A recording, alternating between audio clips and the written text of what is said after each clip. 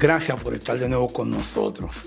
Esto es Duro y Directo, como siempre trayéndole cosas novedosas, gente dura, gente importante de la música, entre otras cosas. Y yo voy a conversar hace mucho que tenía el deseo de hacer esta entrevista, que yo digo que soy su fan número uno. Para mí, el bajista con más swing de República Dominicana, sin discusión.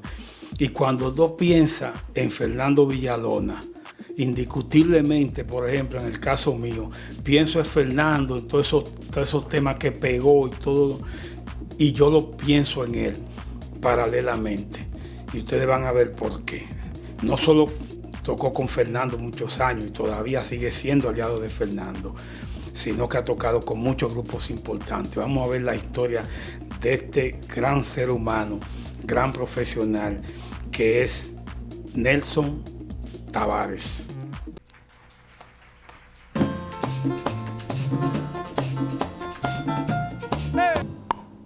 Compañera, que yo le tengo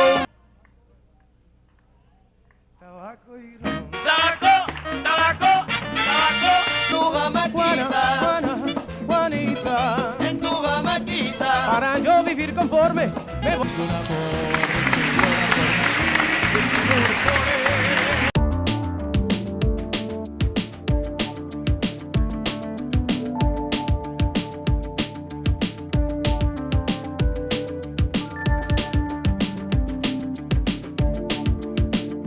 Nelson Tavares, hermano mío.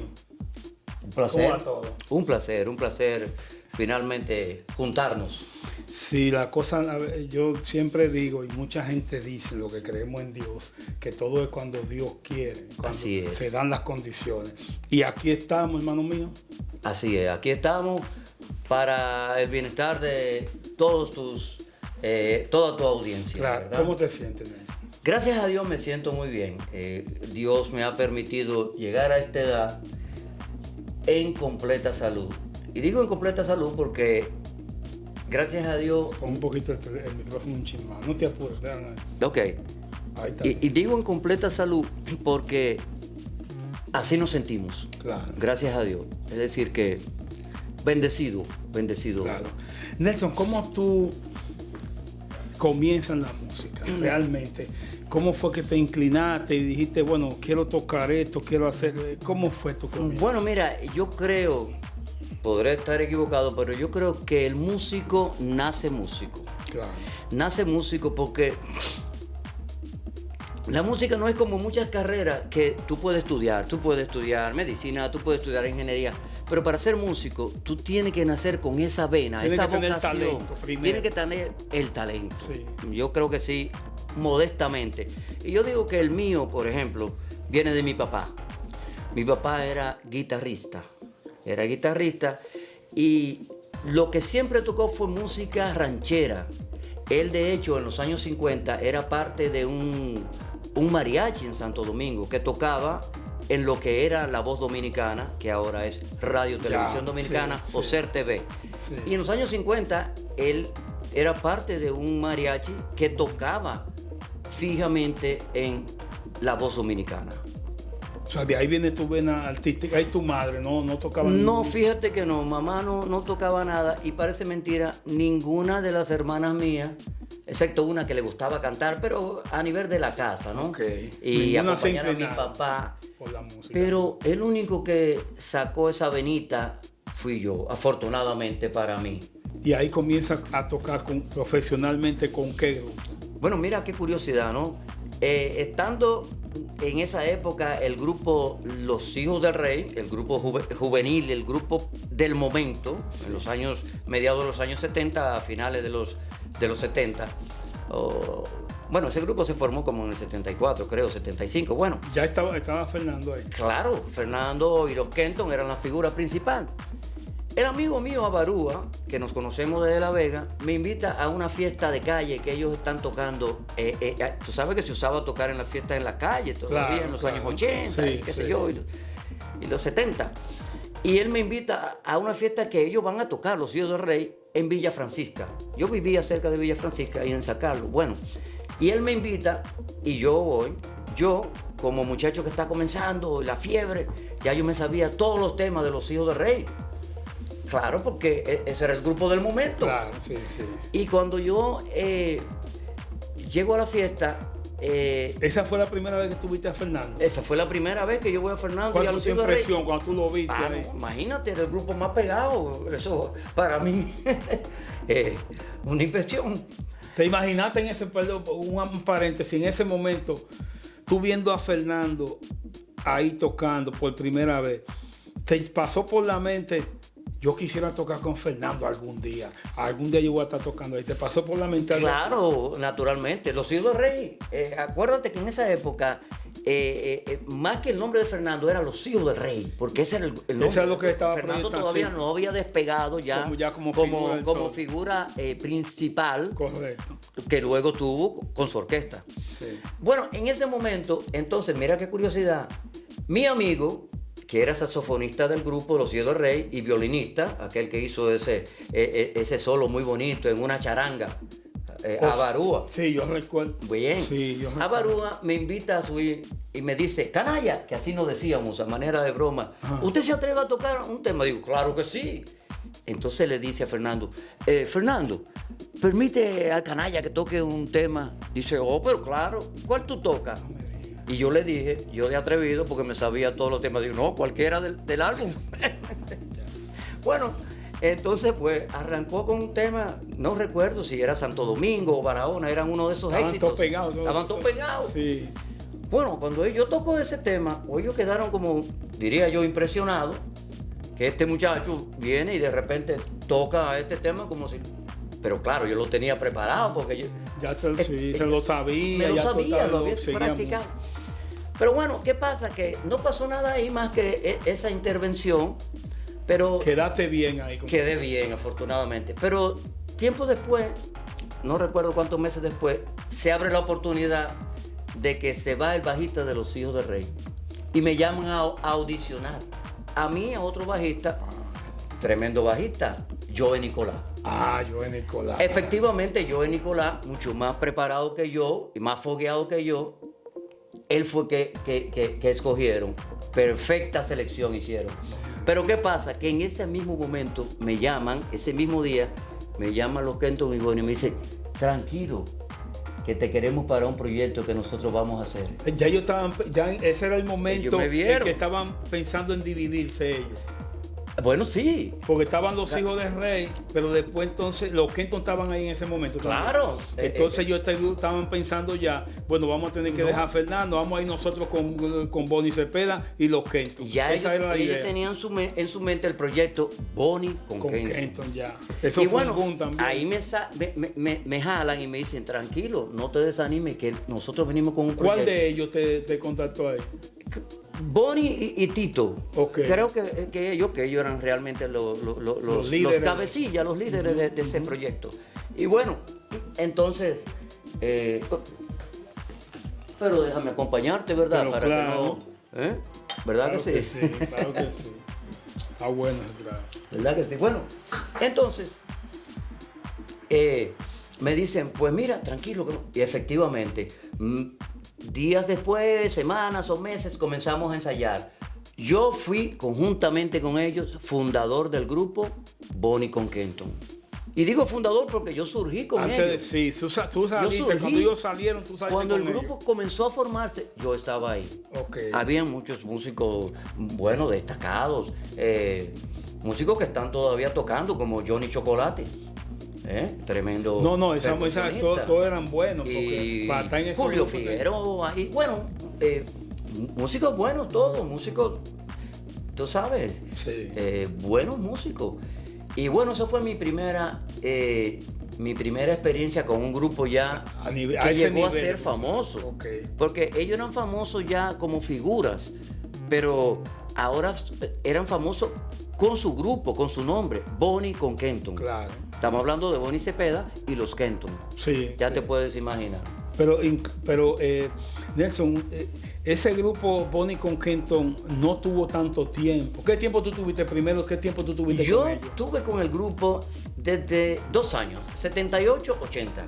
En ese tiempo estaban ellos rompiendo. Bueno, acuérdate que aquel tema, Freddie Kenton era el cantante principal. Aquel tema, El Paso de la Lenteja, si quiere lo toma y si no lo deja. Sí, eso fue todo. Wow, La Misma Flor.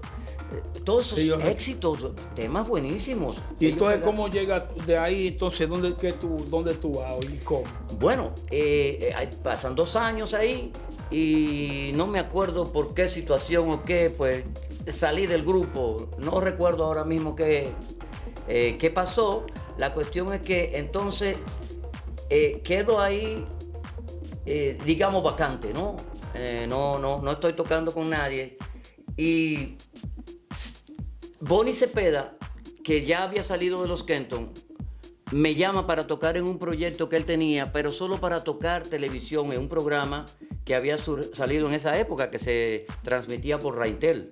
Creo que era el Sabro Show. Sí, yo recuerdo. Y Bonnie era la orquesta planta, la orquesta que tocaba allí fijo. Okay. Entonces yo era el bajista de Bonnie. Acompañábamos los artistas que venían, los merengueros, los artistas. Esa era la idea, ¿no? Orquesta de planta.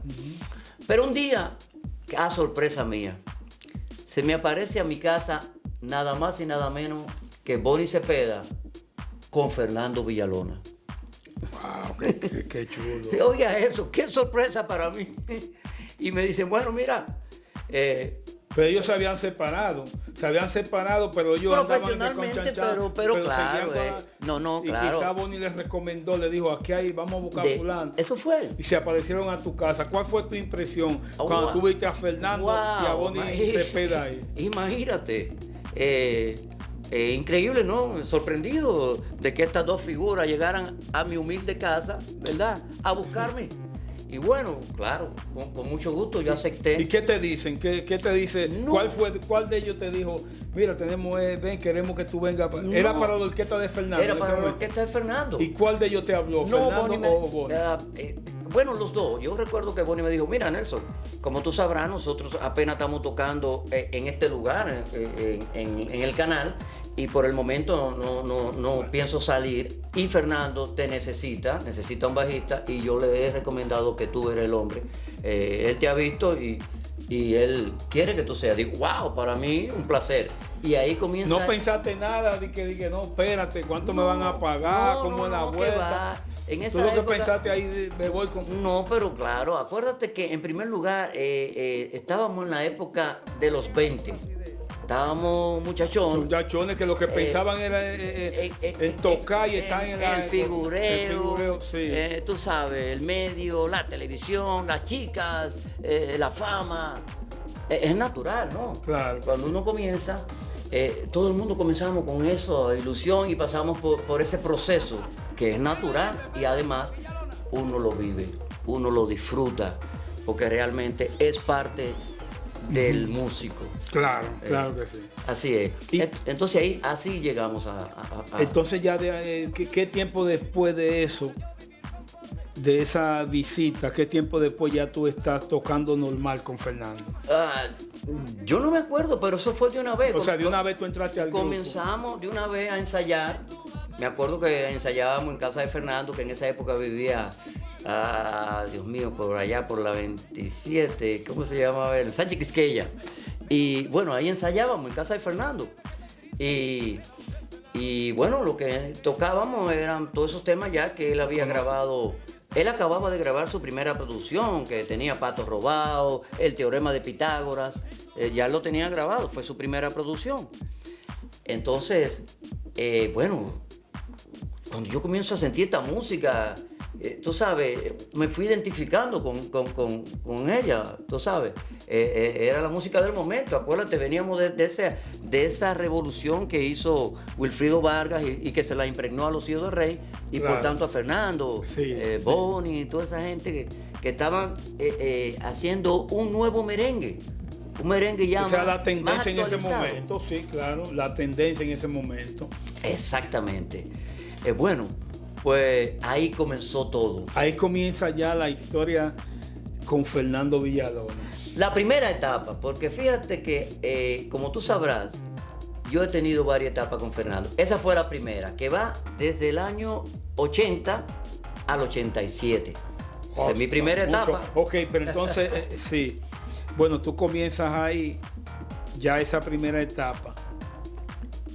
¿Cómo comenzó a fluir todo ahí con Fernando? Todos esos temas ya se pegaron todos prácticamente, ¿verdad? Mira, yo tuve mi primera experiencia.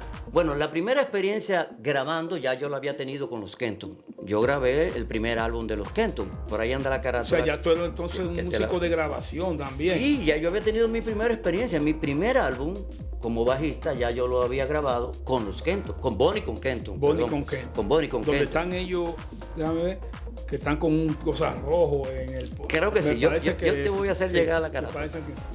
Pero bueno, ¿qué pasa? Que viene la segunda producción de Fernando, Félix Cumbé. Y ahí entro yo. Ahí fue que arrancó. Ahí fue que arrancó, yo creo, todo con Fernando. Uh-huh. Ahí estamos hablando de Félix Cumbé, que fue el éxito, diría yo, más grande de esa época. Claro, ya después de lo que él había pegado con los hijos, ¿no? Tatico Enrique. Tú grabaste ahí, entonces, en esa producción, ¿cuándo tú comienzas a grabar con Fernando? Yo grabé todo lo que es Félix Cumbé, el álbum Félix Cumbé. Ahí está, creo, si bien no me equivoco, está La Jamaquita, está Compañera. Tremendo. Wow, no tengo... Todos fueron éxitos. Todos fueron éxitos. Ese primer álbum de Fernando. Entonces tú grabaste, tú grabaste. Bueno, mira, este bajo que tuve ahí. Te iba a preguntar de este bajo. ¿De qué tiene que ver eso con Fernando? Precisamente. Este bajo que ya tiene conmigo es una reliquia, ¿no? Tiene 40 o 40, como 43 años conmigo. Pero está nuevo, Nelson. Está cuidado. Sí, bien cuidado. Mira, este bajo fue con el que yo grabé todos los temas que yo grabé con Fernando Villalona.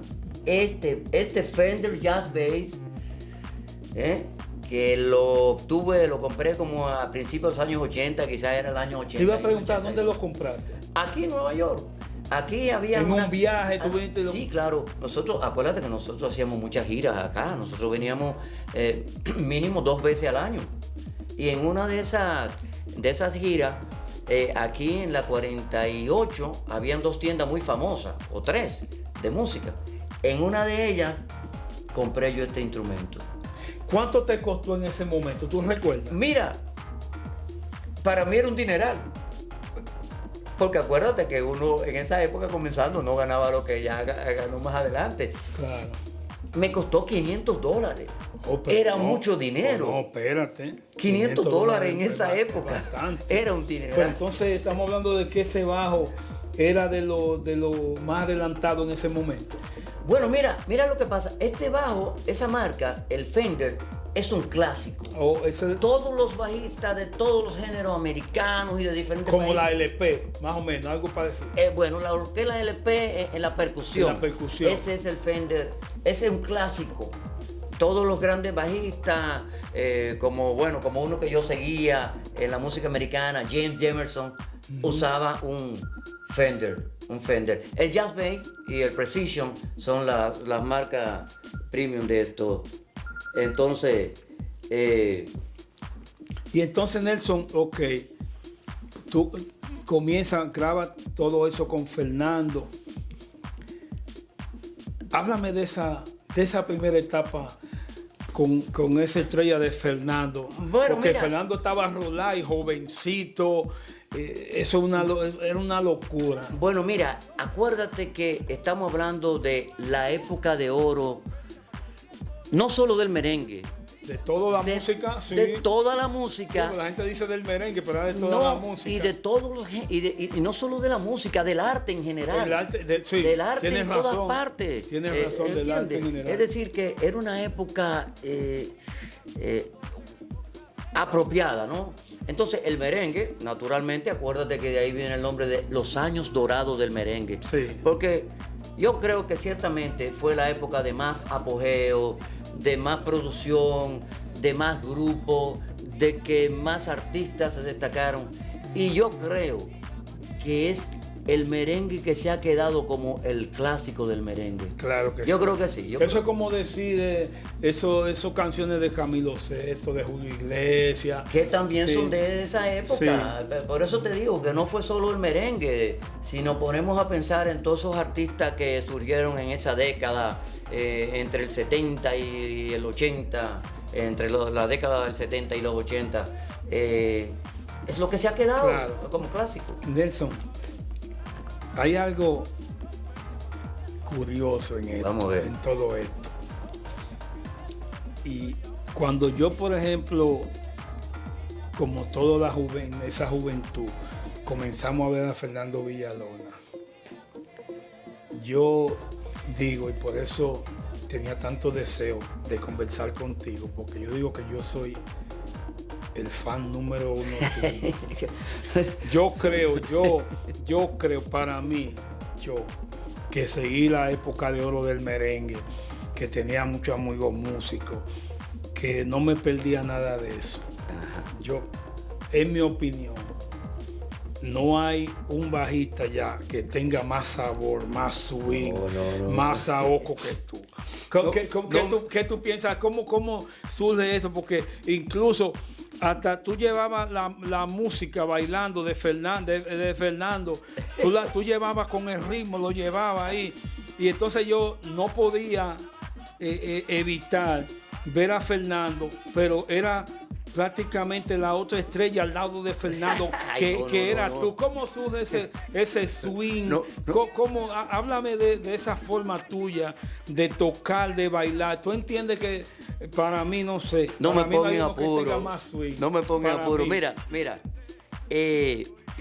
Yo no. Yo ni fui el mejor bajista, ni lo soy, ni me lo considero. Tuve una gran ventaja. El haber tocado con el artista más popular que ha tenido la República, probablemente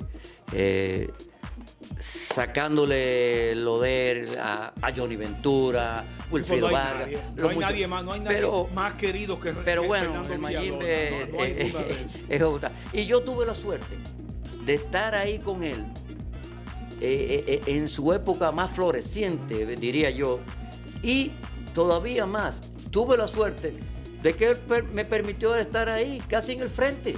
Sí, porque era toda parte, porque claro. la gente creía que yo era parte del frente. No, pero claro, sí, pero que para tú estar ahí en ese frente, así como tú estabas, era porque él veía el swing Bueno, y el sabor que tú tenías. Mira, yo tuve una gran ventaja, y es que yo sentía la música, como la siento, ¿no? O sea, yo me gozaba lo que estaba haciendo.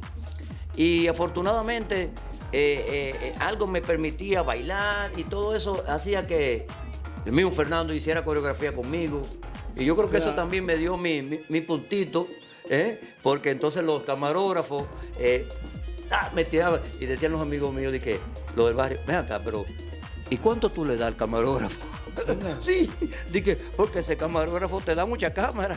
Pero te decía, Nelson, que tú tenías ese sabor. Bueno, sí, porque, como te digo, quizás no muchos de los grandes bajistas que hay allá no bailaban, no hacían eso, y entonces quizás eso hacía que mucha gente se fijara en mí. Claro. De hecho, tengo una anécdota curiosa, y es que en esa década de apogeo de los 80, me acuerdo que una gran comunicadora, que mi abrazo y mi cariño para ella toda la vida, Zoila Puello, sí, se me acerca en un viaje que teníamos, que de hecho ella iba con nosotros, íbamos a Haití, y ella me dice, óyeme, ¿a ti nunca te han hecho una entrevista? Digo, no, a mí. ¿Y por qué?